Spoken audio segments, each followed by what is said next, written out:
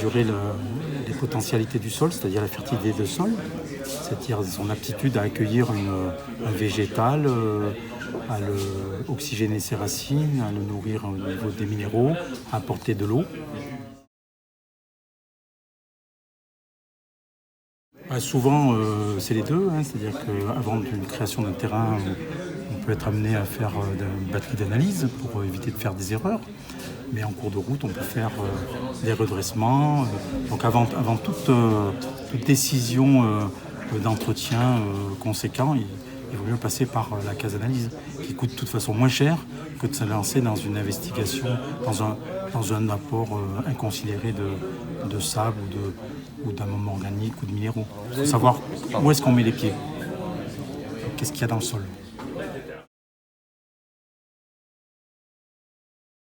Oui, parce que si vous voulez, dans les sols à vocation sportive, cette perméabilité est étudiée de façon régulière, surtout dans les terrains de sport de haut niveau.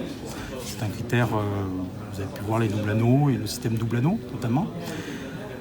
Ce qu'on a fait nous dans notre structure, c'est qu'on a voulu rapatrier une carotte de hole cutter, pouvoir la travailler en laboratoire. C'est des conditions meilleures, plus régulières, des conditions bien maîtrisées en quelque sorte. Et surtout, au-delà de la perméabilité, qui est un critère important pour être garanti qu'après une pluie, il n'y a plus d'eau rapidement, en quelque sorte, on veut aller voir autre chose aussi, la capillarité, la porosité de drainage, la densité, qui va nous donner d'autres critères d'appréciation du sol. C'est pas qu'à la simple vue de la perméabilité qu'on pourra dire que le sol accueille bien les racines et a une bonne proportion d'air et d'eau. C'est une carotte non déstructurée prélevée au hole cutter. Le cutter fait 10,5 cm de diamètre et c'est mis dans un dispositif de le même diamètre avec une étanchéité faite à la bentonite pour éviter les écoulements sur les côtés, pour qu'il y ait un confinement parfait.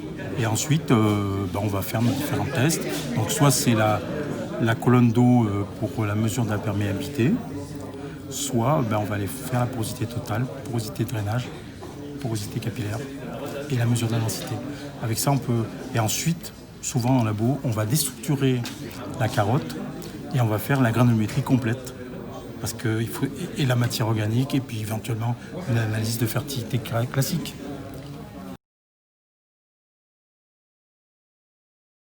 Le rôle de l'agronome, il prend d'autant plus sa part qu'un substrat est élaboré, avec une faible CEC, filtrant, etc.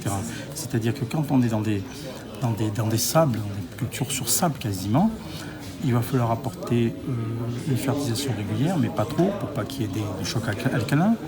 Il va falloir faire des régimes d'irrigation réguliers. Donc il faut vraiment faire appel à l'agronome. Parce que là, on est sur la corde raide, on a des sols fragiles, il peut y avoir des accidents de culture très rapidement qu'on n'aura pas dans un sol normalement constitué avec un pouvoir tampon. C'est tout l'enjeu.